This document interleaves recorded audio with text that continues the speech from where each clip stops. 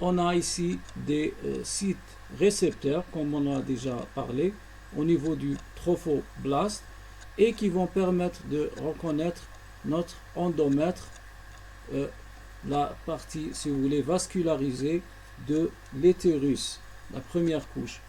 Et si vous voulez, sans ces sites récepteurs, on ne pourra pas avoir la fixation, parce que on ne pourra pas, par exemple, injecter un ovule d'un animal ou bien, si vous voulez, d'un poisson à l'intérieur de l'utérus, donc d'un être humain. D'accord?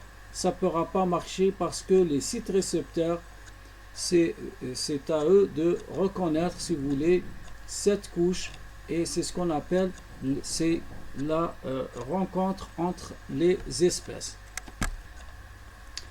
Voilà, donc la nidation ou bien la fixation de notre blastocyste au niveau de l'endomètre ou bien l'endométrium, c'est la couche vascularisée ou bien remplie de sang. Ça, c'est très important. Le lieu de l'éclosion est là. Le lieu de la nidation ou bien la fixation est à ce niveau. Voilà donc la première semaine du développement embryonnaire chez le mammifère ou bien chez l'être humain.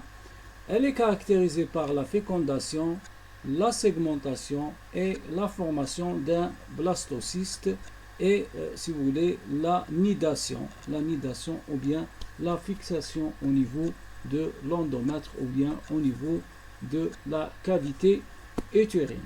Donc, si vous avez des questions concernant la première semaine, vous allez juste me poser des questions dans la partie commentaires et je vais vous répondre dans des vidéos prochainement. Maintenant, nous allons passer à la deuxième semaine du développement embryonnaire chez l'être humain, ou bien chez les mammifères. Donc, je prends toujours l'exemple on reste toujours dans notre exemple, c'est l'être humain. Et qu'est-ce qu'il va y avoir au niveau de la deuxième semaine? Qu'est-ce qu'il va y avoir après cette nidation et cette fixation? Quelles sont les transformations que va subir notre embryon et quelles sont les différentes formations qu'on aura par la suite? Ok.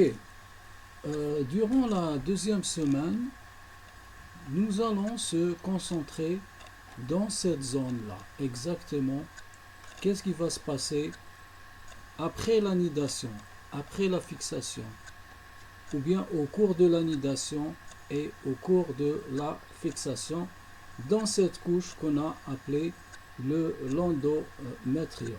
L'endométrium, cette couche-là. Bon, tout d'abord, je vous montre ici cette couche cellulaire, celle-là, cette couche cellulaire qui est vascularisée. On va la voir ici.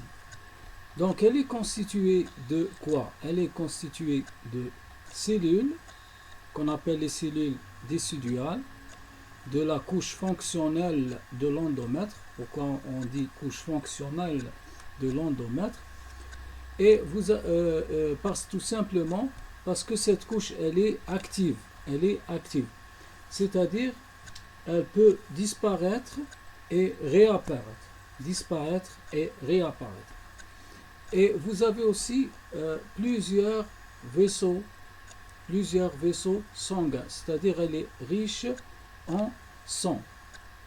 Donc, c'est ce sang-là, ou bien ces cellules sanguines qui vont donc permettre à l'embryon de se nourrir et de vivre au niveau de cette couche. Donc l'embryon va se fixer au niveau de cette couche. Donc cette couche, rappelez-vous bien, elle n'est pas constante, c'est-à-dire elle disparaît et elle réapparaît à nouveau